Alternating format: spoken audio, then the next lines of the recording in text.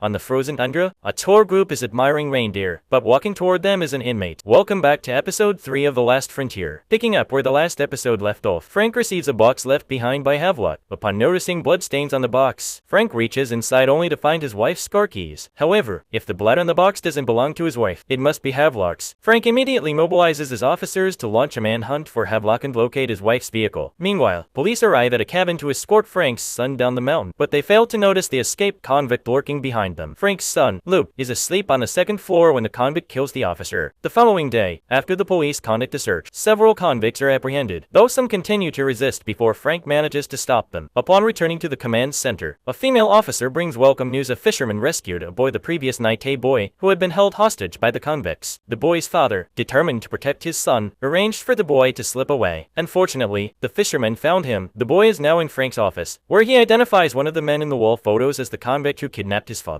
Meanwhile, Havelock stands by the river when he senses someone approaching from behind. 3 convicts and the boy's father emerge from the shadows. Upon checking Havelock's backpack and discovering a pistol, the convicts mistakenly believe Havelock is a police officer. Just as Havelock attempts to explain, another convict spots a tour group nearby. The tourists, oblivious to the approaching danger, continue admiring the reindeer. Fortunately, one tourist notices the group and alerts the tour guide. However, as the guide attempts to order the driver to leave, he is shot. As the convicts move toward the bus, the driver quickly grabs a weapon to resist, but it's too late. In an instant, 20-1 tourists become hostages. Simultaneously, police receive the alert through a photo posted by one of the tourists. They learn that the tour group has been taken hostage. Unbeknownst to them, this photo was actually posted by Havelock himself. Fortunately, by tracing the GPS location on Frank's wife's car, they discover the house where Havelock had been holding her captive. After his wife is rescued, she asks about Luke's whereabouts. Frank is still unaware that his son has also become a hostage. On the tour bus, the convicts receive a transmission from headquarters, sensing something is amiss. A convict orders the driver to cut the engine and turns his attention to Havelock. Among the group, only Havelock has been working on a laptop. Clearly, he's the one who tipped off the police. At that moment, Havelock is attempting to breach the CIA's internal website, but it requires a password. Realizing the situation has been compromised, Havelock closes his laptop, quickly retrieves another device, and efficiently eliminates 2 men. He then hands his pistol to the boy's father. Approaching another convict, Havelock resolves the confrontation, though at the cost of one hostage's life. Frank's wife seeks out Agent Hyde to ask questions about Havelock. While staying at Frank's home, Havelock had been taking notes on details of Frank and his wife's everyday life, as if studying how do people live together. However, Hyde reveals that once Havelock understood Frank, he manipulated Frank for his own purposes. Havelock contacts the command center via radio, proposing in exchange he will release the hostages in return for Hyde's federal agent credentials and password. Hyde refuses directly. If she gives Havelock her credentials, all personnel involved in her previous operations and their locations would be exposed, potentially endangering undercover agents deployed abroad. Havelock, hearing this explanation through the radio, offers Frank no opportunity to delay. As the countdown reaches 0, Hyde reluctantly reveals her password. Havelock obtains what he wanted, and Frank must quickly devise a rescue plan. His team retrieves the structural blueprints of the tour bus. After analyzing them, Frank conceives of a plan. Luke contacts the command center via an officer's radio, reporting that he is safe and with the police. Meanwhile, Havelock uses Hyde's credentials to access personnel information and sends messages to intelligence operatives. As the bus proceeds, a helicopter suddenly appears ahead. Havelock orders the convict driver to stop. Frank emerges from the helicopter, signaling to Havelock that he is unarmed. Seeing this, Havelock allows Frank to board the vehicle. Frank enters and finds the convicts in this section of the bus. He asks Havelock to release the boy's father. As he escorts the father off the bus, Frank secretly opens the rear door. Havelock then mentions that Frank should be concerned about the little secret in the basement, something Havelock claims Frank's wife doesn't know about. Havelock reveals he has already moved it to a new location. At that moment, Hyde is secretly unlocking the couplings between the bus sections. This is the plan Frank devised. The helicopter lifts off, pulling the entire bus into the air. One by one, the convicts are thrown from the compartments, underarrested by waiting police officers. Now only Havelock and Frank remain inside the vehicle. Havelock retrieves the pistol first, kicks Frank, then moves toward the driver's seat. Hyde urges Havelock to stand down, but he rapidly starts the engine. The 2 men struggle inside, causing the bus to become hooked on a cliff's edge, suspended only by the helicopter's steel cable. As Havelock falls to the lower section, he continuously kicks at the bus windows while Frank attempts to retrieve the gun to stop him. Hyde also arrives at the scene, climbs onto the bus, and draws her weapon, aiming it at Havelock, but she doesn't fire. Amid Frank's repeated calls, Havelock suddenly leaps from the bus, completely ruining the otherwise perfect apprehension operation. Back home, Frank checks the basement for the secret Havelock mentioned, but finds nothing there. Remembering Havelock's words, Frank goes upstairs, picks up a book titled Alaska, and freezes upon reading the note inside. That afternoon, Frank and Hyde meet at a bar. Hyde tells Frank that Havelock exploits people's loved ones to torment them. Frank asks insists why Hyde is afraid of Havelock. Hyde pauses because she was his first victim, and she is also Because I'm his wife.